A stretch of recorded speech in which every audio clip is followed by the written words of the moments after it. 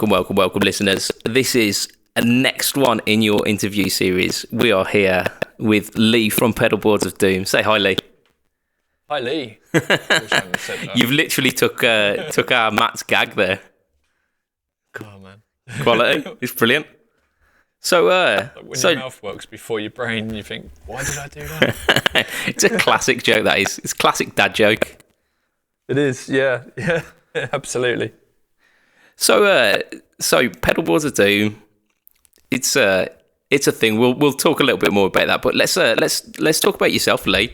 So, who are you? What's going on? Hey, so I'm Lee. As you know, Lee Alexander. Yeah. I'm a musician from around Medway area, and I've always been a big fan of gear in the terms of stuff that doesn't make you high. Nice save.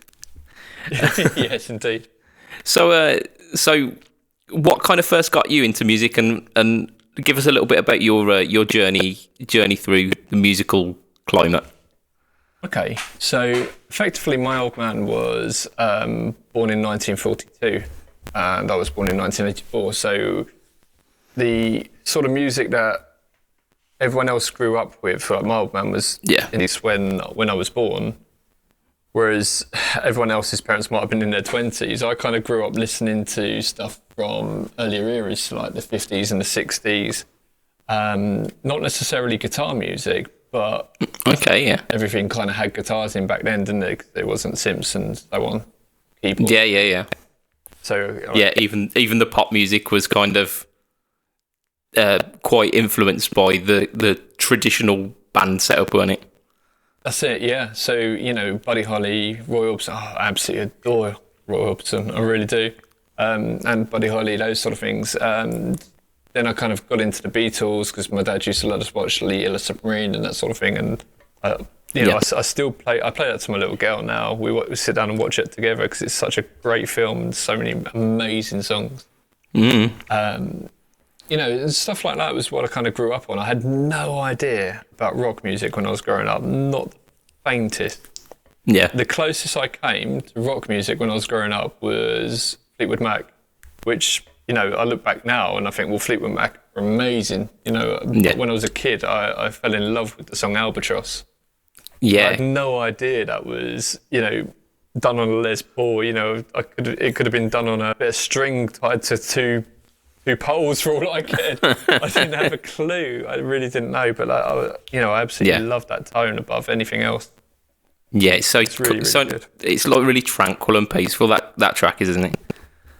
Yeah. It was one of the first things I learned to play on guitar as well, which nice. The enjoyment of all my friends because they used to fall asleep when I was playing it. It's not the most kind of pulse racing, exciting tune, is it? No, it's not Song 2 by Blur, for instance, is it? Yeah, that'll kick you in the head, won't it? But that's what came along next, I suppose. So when I got into school, everyone else was listening to all this tap. So they were listening to like Spice Girls and that sort of thing. And I was just like, what on earth is this crap? Yeah. I just couldn't get on board with it. So the only things that were in the charts that I was kind of like into were like the Oasises and the Blurs, Manics, the Phonics, Ocean Colour Scene, Pulp, all those sort of things. Yeah. And I really got into that. But for me, that was as heavy as rock got. I was under the mindset, I was kind of disillusioned, I suppose, but I was under the mindset that rock music only ever appeared in films and was made directly for their movies. Okay, yeah. So my first introduction to Metallica, for instance, and I'm a big Metallica fan now, but, back then, was Mission Impossible 2, because they did that song I Disappear for Mission Impossible 2. Shit, man, yes, they did. I completely forgot about that one. That one that goes down, down, down. Yeah. I remember the music video from that, actually. Kirk Hammett's got like this surf green. It's like it's an ESP Strat, isn't it? Well, I can't remember. I remember it being in like a desert, and they're on. Yeah. There's like a plane, and I think it's kind of themed around like their fears or something, and like one of them's driving a car through it. Yeah. Fears, and then long canes and anger. Yeah. Yeah, which not is mention now that. everyone else's fear, that isn't it? We shall mention the not speak its name. No, for sure. I remember going and getting that on day of release, you know. Yeah, I'm What a- gonna hate myself for admitting it, but I remember like actually listening to it and enjoying it. Really? Well, if you enjoy it, you enjoy it. That's, you know, that's not a bad thing. Like we were saying, you know, we were having a chat before, and I'm a big Muse fan, massive Muse fan. And a lot of people look at me and go, oh, you know, they're a pop group. And I'm like, no, they're not. You know? Yeah. I mean, they've appeared in the pop charts, but it doesn't make them a pop group, does it? And so have Led Zeppelin. Yeah. So yeah, that was kind of my introduction over the. It wasn't until I got into college that I kind of got introduced to more heavy rock, and then I got into all that, and then you know, I started to play guitar and go into jam nights, and then I got introduced into classic rock, and then I actually was like, wow, man, you know what, this kind of like meets in the middle of like this heavy rock that I really like, the 50s, 60s stuff that I grew up on. This kind of classic rock sits nicely in the middle there. Yeah, it bridges the gap, doesn't it? Yeah, and there was this big wealth of music to kind of like you know, you've got like 4 or 5 decades of music there to just kind of go, wow. And I'm still finding things today, you know. I went for a big period for years of being obsessed by Deep Purple, because they're like one of the heaviest bands, you know, Black Sabbath, those sort of things. But I'll so happily sit down and listen to Cream. Not that Cream never got heavy, you know. Jack Bruce on the old bass that was some heavy stuff, bad. Yeah. Got out there, didn't it, Cream? I absolutely adore Cream. Really love them. Great band, yeah. Yeah, it's. Did you see that interview with? Is it Ginger, the drummer? Yeah. He did this interview about what it was like being in Cream and these sort of things, and they did. He was saying all these other drummers, your John Bonhams and all these sort of things, they're rubbish. I'm the one that was good back then because I used to do all this, that, and the other. And it's like, well, look, hang on, mate, you were good. Yeah. But that's not because you were good doesn't mean they were rubbish. Yeah. You know, what are you talking about? Yeah. Bonham was a beast. Bonham was an absolute beast. Yeah. But yeah, I think in terms of like drum technique, it was still kind of in its infancy, because the kind of the rock drum kit was developing in that kind of period of time, wasn't it? Yeah, as were the guitars that we play today. You know, most of like Les Paul wasn't designed for Slash to be standing there playing in November Rain or something. It was designed to play what Les Paul used to play with Mary Ford, wasn't it? Yeah. So, it had very kind of jazzy thoughts behind it in the thought process, and it just, like, the planets aligned that it happened to be this amazing rock machine. So that lot of learning about those sort of bands like Led Zeppelin and Les Paul and all these sort of things led into, I think it was the classic rock that kind of led me more into the gear than it was the Metallicas and that sort of thing. Because when you're listening to Zakk Wylde, all you know is Les Paul EMGs. Yeah. Yeah, and that's how it goes from there. But then when you start getting into your other things, you're like, how did you get that sound? And they're like, well, that's a fuzz pedal. No, what's a pedal? You know? Yeah. That's another Pandora's box being opened, isn't it? Well, yeah, and that suited me perfectly fine because I couldn't afford very much back then. I can afford much better now.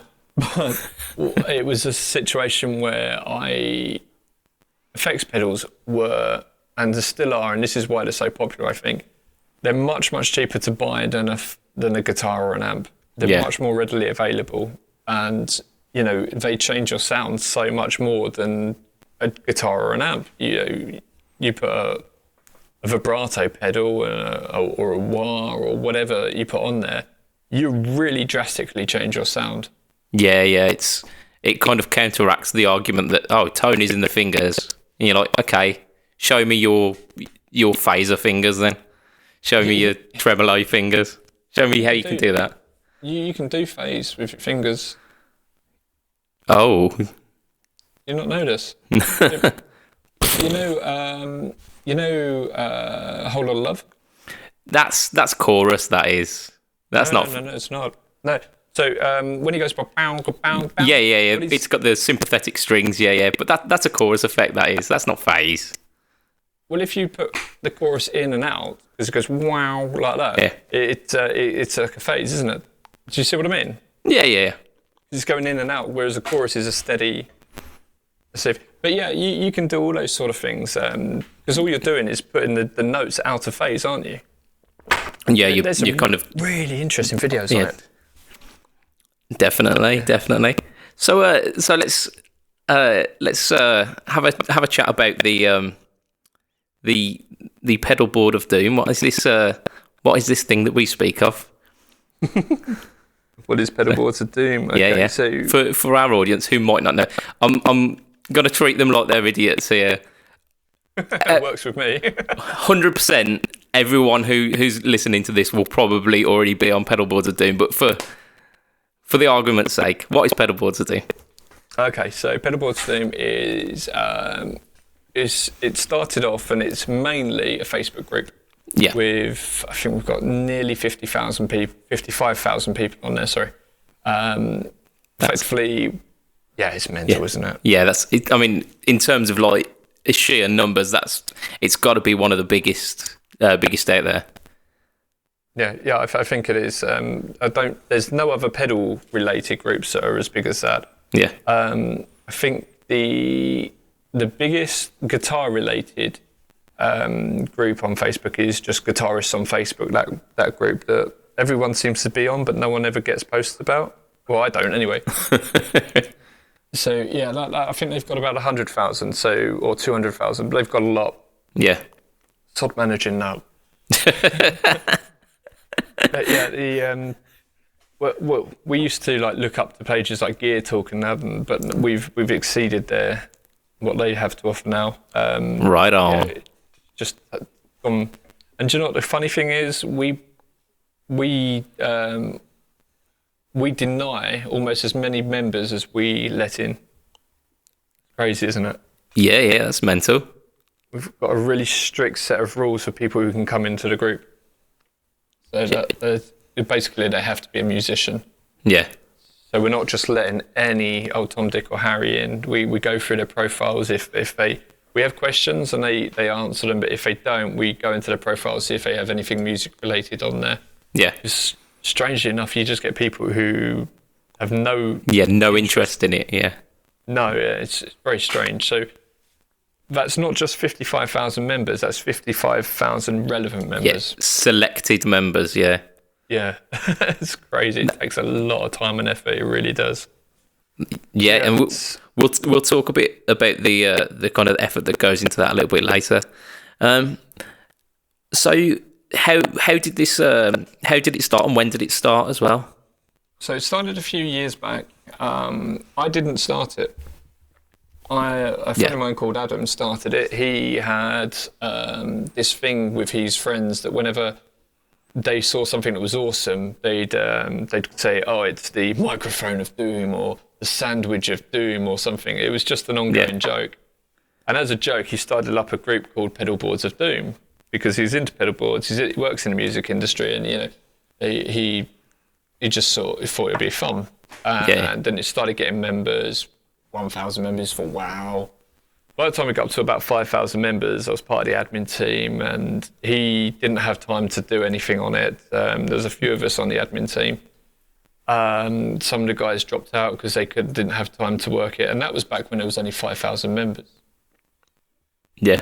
I effectively started doing more and more and more, thinking, do you know what, where is this going? And I had no idea we'd ever get up to these sort of levels or whatever, but I thought, do you know what, we might be able to do some YouTube channels. Yeah. And at that point, as I am now, I'm a big fan of things like Anderson's TV, That Pedal Show, Chernobyl, all these sort of things. Yeah. And did I say Snowball? I'm a big fan of all these guys who are doing demos. I thought, I can do that. Yeah. I can't, but I thought I could. It's harder than it looks, isn't it? Oh man, yeah, so much so. It really is. There's no denying that. But yeah, I thought And what I thought was we'd do it on the group, and we'd go live every week, and we'd just play the pedals through and do it live. I got a guy to help me with it. I got another guy to do all the camera work and these sort of things. Yeah. And when we were trying to do music through the microphones into the computer, it sounded great. As soon as you put it through the compression of Facebook, it sounded appalling. Oh. Yeah, that sounded trash. But effectively, I was pushing it that way, and I said to Adam, look, I want control of this because I might monetize it in some way, shape or form later. Yeah. And if I do, if I'm putting the work in, I want to. So he said, yeah, that's fine. Put it all over to me because I've put all the work in. And like I say, now we've got 55,000 members. It's Yeah. And you've mentioned like the members being quite carefully selected, but you've got quite a few kind of prestigious members who reside within the PedalBoards team, haven't you? Gotcha, yeah. Some of the people you talk to, they're like, I remember when I first was buying my first effects pedals, and I was sitting in the back of guitar magazines, you can get like these Keeley mods and these sort of things. Yeah. And I was like, wow, okay, this is really, really cool. And over the years, Robert Keeley has become like this like figure of like godlike figure in the effects industry. Yeah, he's the godfather of modding, isn't he? Yeah, and so, same with like Brian and these sort of things. And to have them come onto your group and start like talking to people and these sort of things, and they're really nice blokes as well. Yeah. And the people around them as well. So like Jason Martin over at Wampler, he's a dude. He really is. He's hilarious. He's absolutely. Yes, he is. Yeah. Cracks me up. But these people who you never thought you'd speak to, and then like over the years you kind of watch like that pedal show of like Dan Steinhardt is like such a guru, isn't he? Yeah, Dan's the man. He's got magical ears, hasn't he, Dan? Yeah, absolutely. And he can just tune a pedal in like straight away, can't he? Yeah. But I met him a few months back, and I was like, wow, you're such a dude. That's completely awesome. Yeah, he's a good bloke. He is. So I mean, if this whole process was worth doing for one thing alone, it was getting to kind of interact with your heroes and getting to meet some pretty awesome people. Yeah, for sure. Yeah, that's great. The other great thing is getting to play pedals that you wouldn't normally be able to play, because with a bit of a status, people are more willing because more people know you. They know you're not going to run off with their pedals, so they'll send you out things to try, and they're things I might not necessarily be able to afford, but I can have a play with them, and it saves going a couple of 100 miles to my nearest guitar shop. Yeah. Not that it ever stops us, but it's nice. It'd be rude not to, wouldn't it? Yeah. Yes, it would. So this massive community of PedalBoards to do. Like you said, it's carefully selected. But I've been in quite a few online groups and guitar groups especially, and I know that once the popularity gets past a certain point, there's a tendency for kind of unwanted activity, like trolls and kind of just general bickering and negativity that can creep in. But my experience of PedalBoards of Doom has always been like really, really kind of peaceful and very inclusive as well. So how do you manage to manage that? It's not that we don't get trolls, it's that I've got a fantastic admin team, and I mean that of 100% of my heart. Yeah. The guys, if they ever slip up, they put their hands up and they say that I was wrong.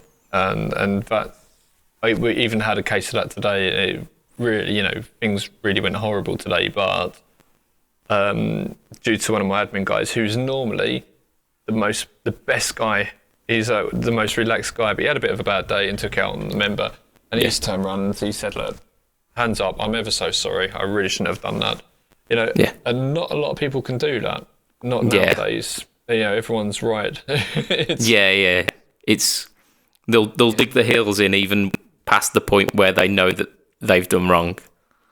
Yeah, and you get comments like people saying, "Oh, I didn't realise there was even an admin team or a mods or whatever." And Yeah. well, that's the idea. What we get on with in the background. Yeah. But it is a full-time job. There's no two ways about it. The guys are working, working our backsides off. We took a new member on, new admin on a few months back, Justin Chamberlain. Do you know him? I've seen the name about. Yeah. He's a great guy. And he's been a godsend as well, because he's been taking care of a lot of the member requests. It hasn't been unknown to have about 2,000 member requests waiting. And that's a lot, that is a lot. Yeah. But with his help, we've managed to keep them down in a couple of hundreds. You get hundreds for every day. Sounds like a full-time job in and of itself, that. It is. Yeah, it is. There's no two ways about it.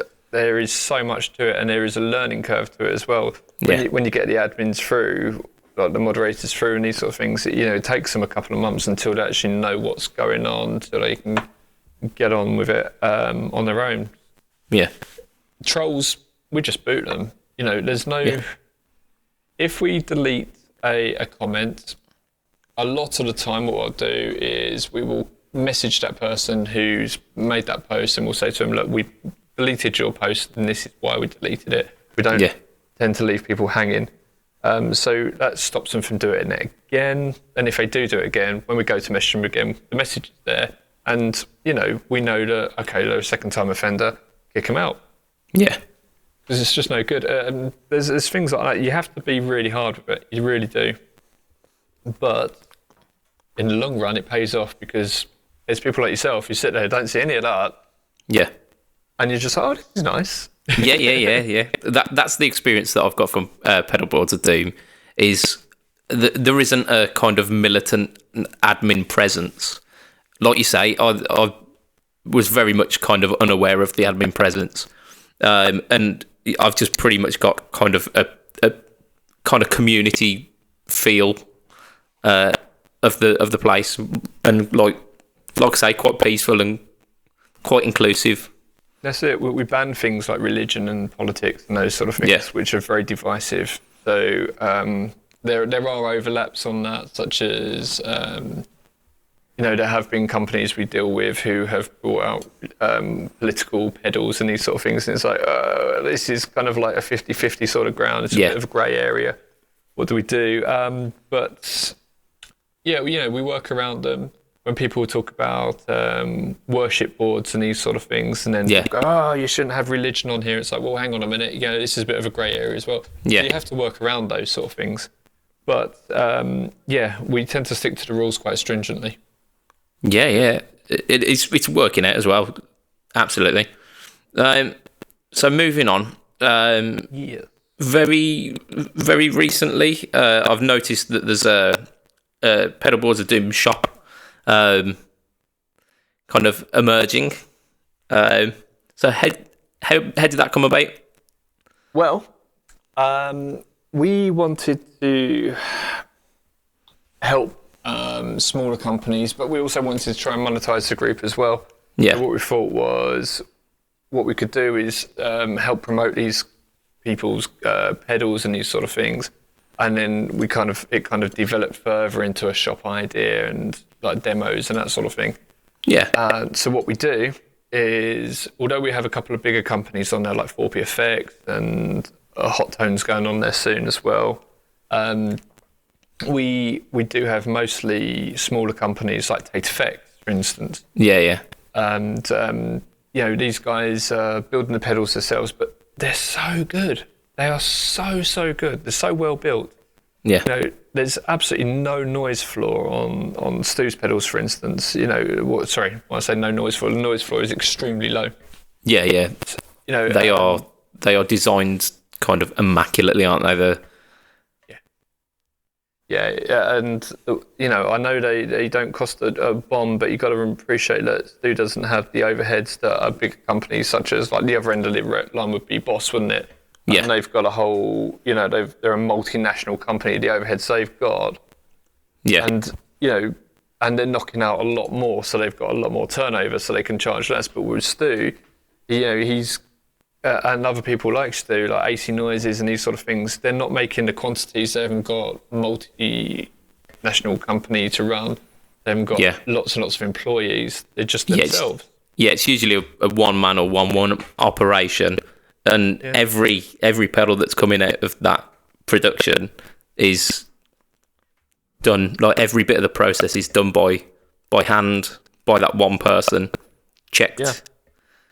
And it's amazing. I appreciate some companies out there do charge a lot for their pedals and their boutique pedals, but they're probably doing that as their sole job, whereas a lot of companies that are cheaper are doing that as their kind of part-time job on top of another full-time job. So what I'm kind of getting at there is, don't judge a book by its cost. Yeah, absolutely. Because you can get a lot for very little, which is kind of like your game, really, isn't it? The budget pedals and these sort of things. Just because it's cheaper doesn't really mean it's rubbish. Yeah, absolutely. And I think just pedals in general these days, compared to like the pedals that I was looking at when I was kind of a young guitarist, there's so much more choice and they're so much better quality. I know Boss pedals have been going probably since I was born, but like when I first started, it was you had choice of Boss, or there was the cheap Behringer plastic enclosure things that you see still being sold on the gear exchanges for like, do you know what? a tenner a pop. Yeah. I had one of those Behringer tuners for years. I've given it to my cousin now because I've got a Boss TU2. But that was really good. It was only a tuner, but it was a bloody good tuner. That was. Yeah, I mean, a lot of those were like very, very close or straight clones of other company pedal. I actually had one of the Behringer chromatic tuners, and the bypass input broke the second time I used it. No. It did, yeah. No way. I religiously gigged one of them for about 10 years. It's crazy, isn't it? Yeah, I mean, the other input worked, so it still worked. It's just I couldn't get the it weren't the bypass; it was the other one. So I couldn't get the noise to cut out. Yeah, which is so it was the use of a tuner pedal, isn't it? Yeah. It was. Yeah, I quickly got a different tuner. Like you say, there are a lot of copies out there. There's a lot of people who, for instance, they'll buy a PCB from a DIY pedal shop, such as like the Rullywell stuff or the other names of them. If you you've got Jeds, you've got Fuzz Dog, you've got there's plenty. So that's what people would do. They would buy them in from those sort of companies and just make their own pedals normally. But some people, what they'll do is they'll make a run of them and they'll sell them off and they'll say, "Oh, look what I've got." And there was other companies like, do you remember those guys that were buying in the Joyo stuff, like the Ultimate Drive, and then they painted it? It was the Freakish Blues Alpha Drive, I believe. Sounds familiar, yeah. Yeah. It was like selling it for like 300 quid, and it's like a £50 pedal. Yeah, yes. So from what I understand, it was like putting some resistors across two of the legs to shorten the sweep of the pots, and then that was the extent of the mod. But then there was some that he just didn't modify at all. But I think that kind of pays into the kind of emperor's clothes style fashion that's coming in the boutique market sometimes. Yeah, how many tube screamers can a man need? That's it. Well, we've missed a tape releasing something which is Tube Screamer flavoured soon. I think maybe one more. Yeah, well, we took that down to Anderton's along with a bunch of us. We all went over there, and he took a prototype of that over. Yeah, because it's got a clean blend on it. That's the thing, isn't it? Yeah. Yeah, and we put it up against some other really big names, like really really big names, and we tried them out against the sweetest, latest Tube Screamer pedals, and yeah, it's so different. It's not different. It's still that sort of flavour, but the clarity is as good as the best ones. But even with the very best pedals, they were kind of microphonic. You tap the foot switch, because they have like soft touch foot switches, and you can hear it through the amp, and you're thinking, this shouldn't be happening at £200. Yeah, you shouldn't be paying like 250, 200 quid for a pedal, and for it to be what's the word I'm looking for? Microphonic. Yeah, microphonic, not monophonic. Monophonic. I can't speak. Right. Yeah. So. And that's what was happening. So Stu was like, no, we don't want any of this. So he's like tested these, and he's made sure that there's it's not microphonic in any sort of way. And this is what the guys who we have on the shop do. 99% of the pedals you'll find on our shop are going to be of that sort of quality. Yeah. You mentioned about being able to try out the pedals that go into your shop before you put them on most of the times, don't you? Yeah, not all of the pedals, but at least a pedal from that company. Yeah, we don't always get to do that, but yeah, it's I give them a good run through when I do get to do that, and if I don't get to do it, I do ask around people I know in the industry, like, what is this actually like? Give me some details, ask them in-depth questions, such as, like, if you knock the button, does it make a noise through the amp? Yeah. These sort of things. So if the switch is microphonic, you're going to have problems. Most people won't notice it, but, if you're running a high-gain amp and you want to switch from a clean section into a louder section, and you hear click, click. It's just kind of sound naff, isn't it? Yeah. Especially you've got a bit of delay on that. Click, click, click, click, click. That's it. Yeah, it's going forever, that, isn't it? Yeah. It's so, that there's a lot of these things that you can do. That wasn't me making that noise, by the way. It was something on my desk.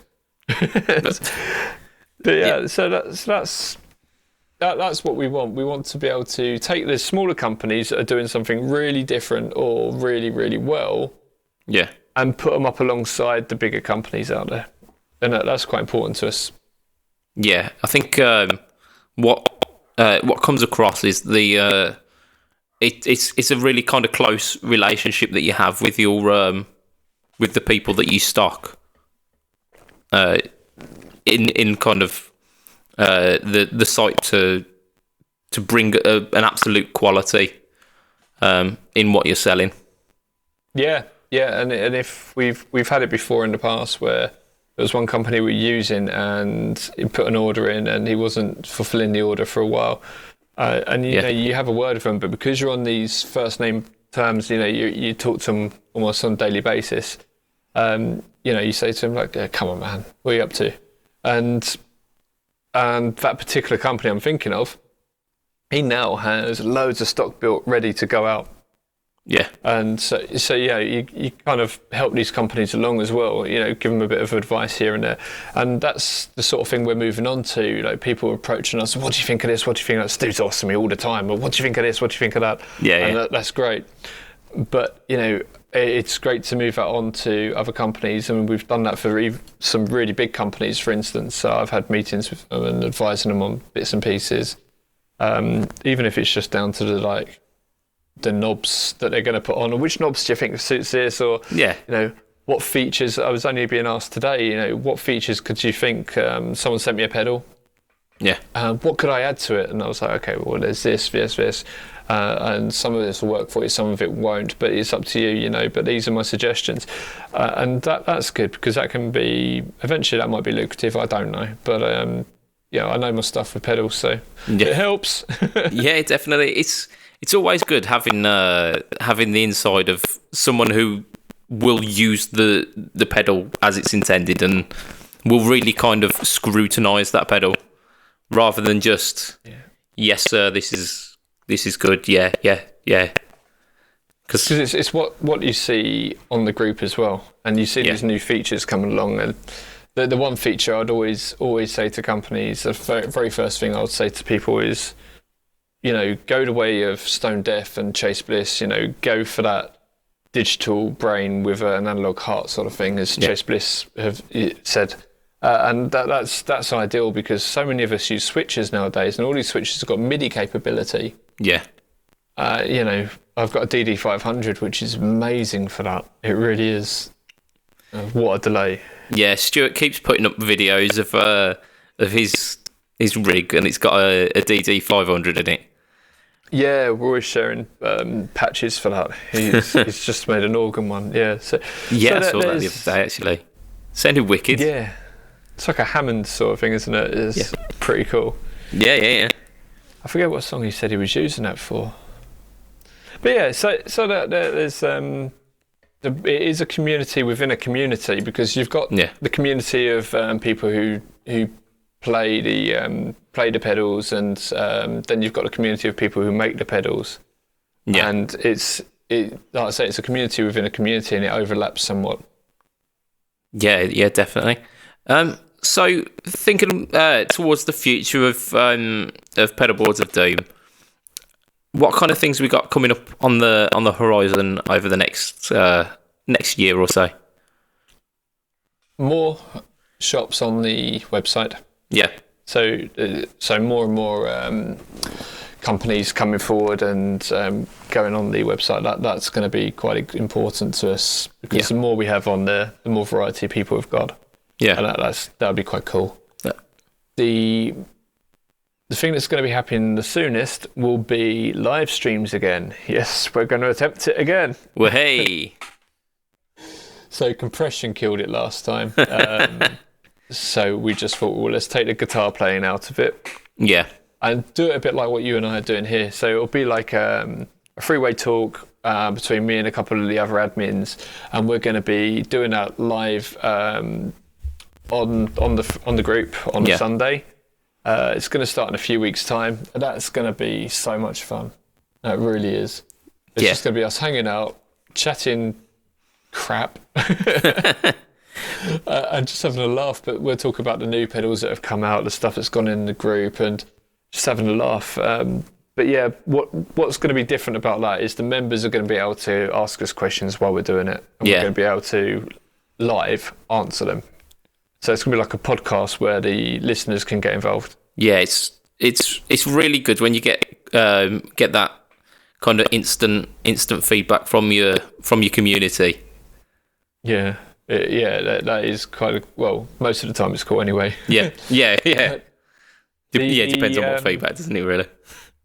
The thing we're going to be tallying that up with is a bit like you've done today. We're going to be doing interviews. Yeah. So, we'll get you on there, for instance. Yeah, man, it'd be great.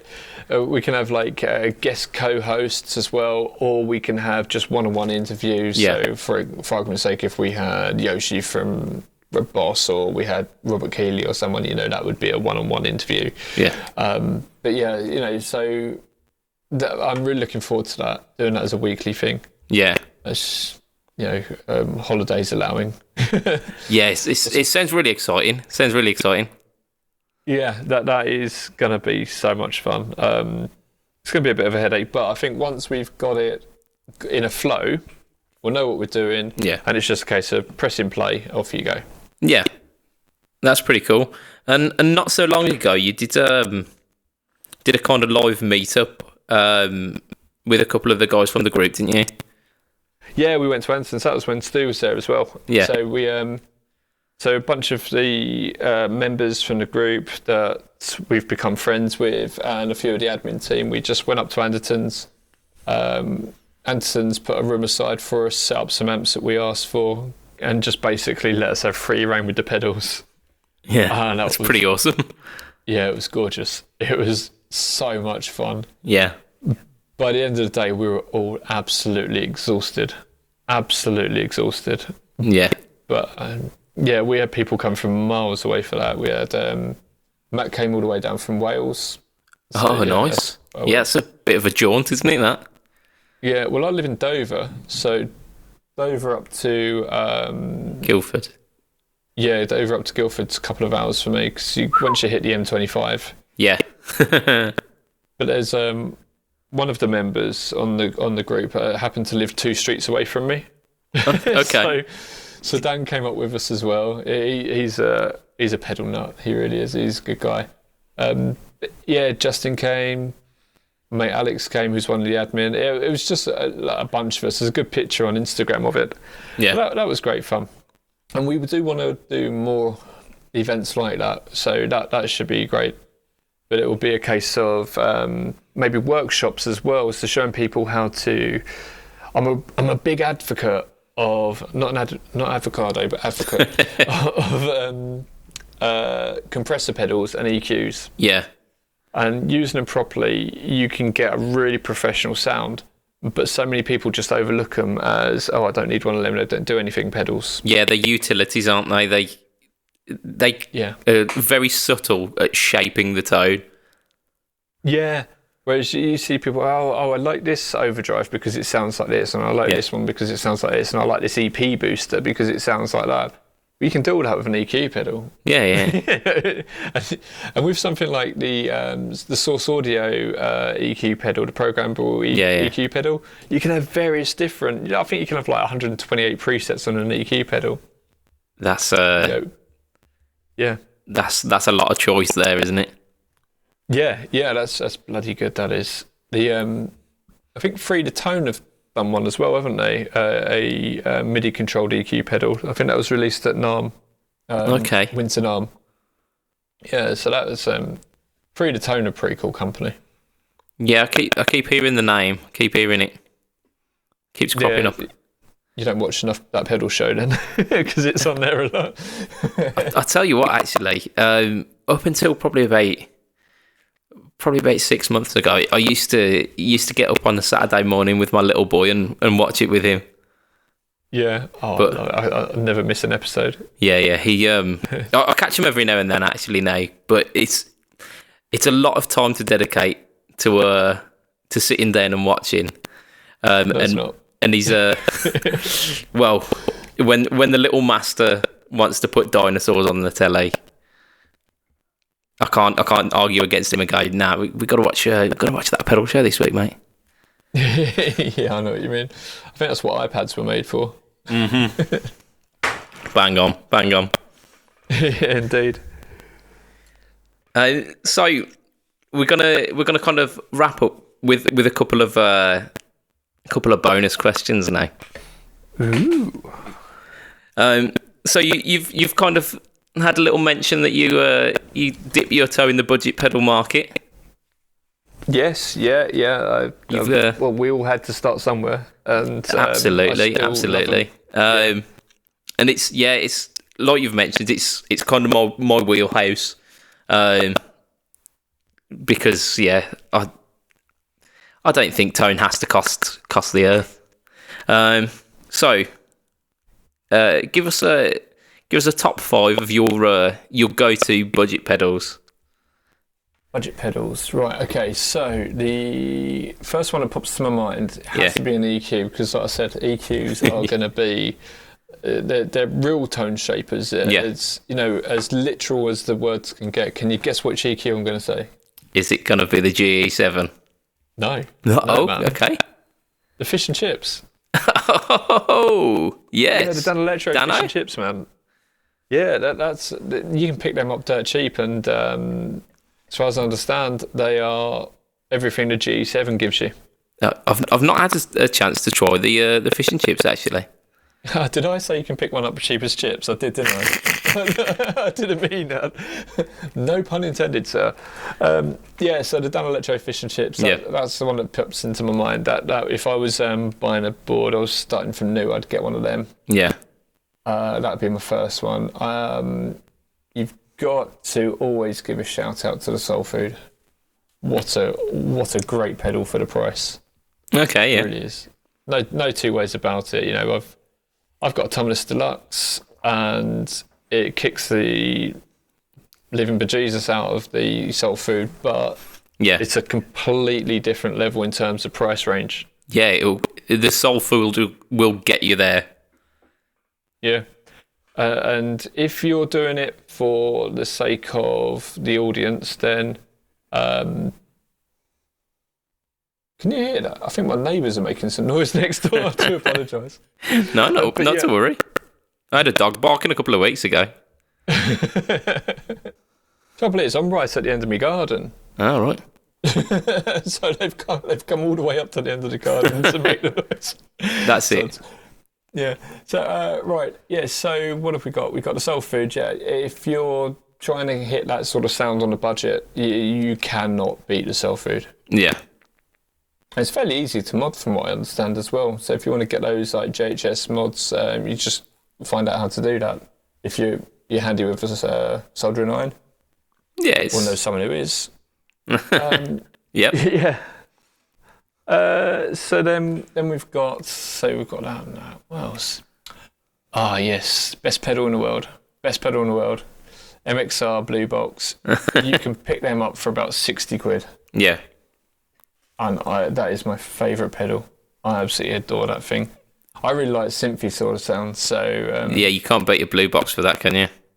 No. They are absolutely mental. They are, yeah. You chuck a delay after it and turn the blend up a little bit so you're not getting that sort of 8-bit sort of sound. Yeah. And you can get some beautiful sounds. I always like chucking a carbon copy behind it and maybe a compressor in front of it. Ooh. Because sometimes they can cut out a little bit. They lose a little bit as you're going along.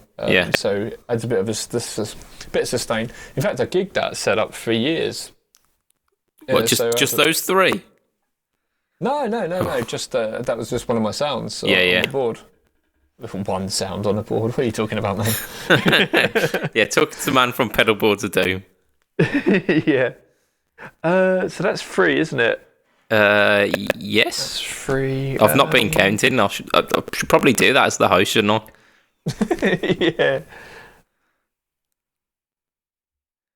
I'd say my favourite overdrive, and this isn't because I'm plugging Stu, this is because it is my favourite overdrive.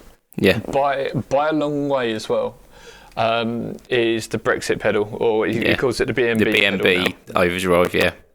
Yeah. How I use an EQ, right, is I boost the frequencies. I have a drive, and then I boost the frequencies I want for when I'm having a lead tone. Yeah. And then I boot it on. The frequencies, if I boost that on the BNB drive, it sounds naff. And the reason why is because they're the frequencies that are already being boosted on the BNB drive. So what I want to hear from a pedal, what I'm always using an EQ pedal to tune in, is already done on the BNB drive. Yeah. So that's why, to me, I love it so much, because it's exactly the sound I want. For me, it sounds like that... It sounds like that 80s sort of slash tones and those sort of things. Yeah. It's a wonderful, wonderful sound. It really is. You chuck a Les Paul through that and you just... I'm away for hours on that. And they're not overly expensive. No. I think they come under the £100 mark, I reckon. Or they used to, at least. They might just crest over. Yeah, it might just crest over. But does that still fit in to your budget? I'll let it. Yeah. Is that £100 the cap? Yeah. You know what? I will allow it, because I've heard so many good things about the B&B. Okay. In fact, our Mikey from Skin Dread was talking about the B&B. I'm pretty sure. Yeah, I think you used to Raise the Dead as well. Yeah. Do you know what? Do you want to know something really weird? I've got we were looking at my pedals before we came on the live stream. That FM4, that is Mikey's. Well, it was. I bought it off him. Nice. Yeah. Then I've got to say, then, so we've covered fuzz. Yeah. Octave fuzz. We've covered overdrive. We've got to think of a delay, really. Yeah. Because that's. Oh no! I know what it is. Go on. Is it called the GB95? The most basic wah? The most basic crybaby? GB95, I think it's called. Is it? Yeah.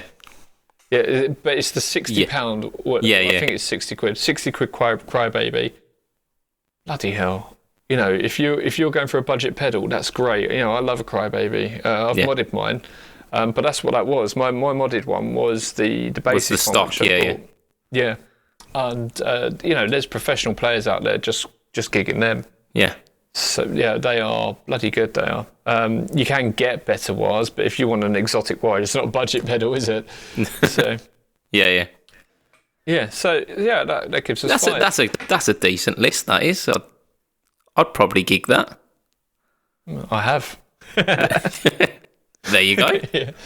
Yeah. So yeah, for a long time, but yeah. That's my five. Bang on. Right, this one's a nice, easy one to round you off with. Then this one. So you can only play one guitar for the rest of your life. Strat, Tele, Les Paul, SG. PRS was in there. You could kind of have the best of both worlds, couldn't you? Yeah. It'd have to be Les Paul. I love Les Pauls. I really do. I've modded my one, so it call taps and all these sort of things. Like with the Jimmy Page sort of setup. Where you've got, is it like phase and series parallel, and then the taps as well? Yes. So I've got 2 taps for obviously the 2 humbuckers. Yeah. When they tap, they don't really sound like. It doesn't end up sounding like a Strat sort of single coil. It sounds more like a telly, like a high-powered telly. Yeah. But that's fine because I haven't got a telly. I will get one, but I don't have one at the moment, so that suits me fine. Yeah. What I've done is I've had the middle position put. So whenever I put it in the middle position, it's automatically on the out of phase sound, and then when I tap it, it goes into phase. In phase, yeah. Yeah, because I use the out of phase sound more than I use the middle position sound. Interesting. Yeah. And the last one, I've done what Gibson did for their setup, which is when you pop the bridge tone pop up. Yeah. It just wires the bridge pickup straight to the out. Like a blower switch. Yeah. Yeah, exactly. So it just blows straight through. So I use my volume and my tone pots a lot more than most people. With Les Pauls, it's usually bridge pickup, everything wound out, isn't it? Yeah, how many people do you see when they pick up a guitar and the first thing they do is they just put their hand to the side of the knob, and then they just roll it up, and every knob's on 10. Yeah. I have been known to do that in the past, but over the years you develop your ear better and better, don't you? Yeah. So it's nice to have the ability just to pop that up and then bypass everything, put it down, and then I can go back to some jazzy stuff or whatever. Yeah. It sounds like a really versatile. I mean, it's almost cheating there. That is, to be honest, because. And budget pedals aren't. Yeah, to be honest, my Les Paul is not far off as well. To be honest, I've got on the neck tone part, it splits both coils. So I've got the coil splits, and then I've got out of phase on the bridge tone. Yeah. I don't like having push pull on the volumes because again I use them. Yeah. I've WD Music. They're based over in Ashford, and they do all the parts, and because they're just around the corner from me, I pop over there. I know Dan who works there, and he does. I just give him my guitar, tell him what I want, and it comes back to me every time. Yeah. So, It was Aaron Armstrong did the pickups for me as well. He wound them, like, they sounded a bit better, and one of them didn't have the ability to call tap, so he sorted that out for me as well. So yeah, it's really, really good. Yeah, it's handy having people around you that can do things like that.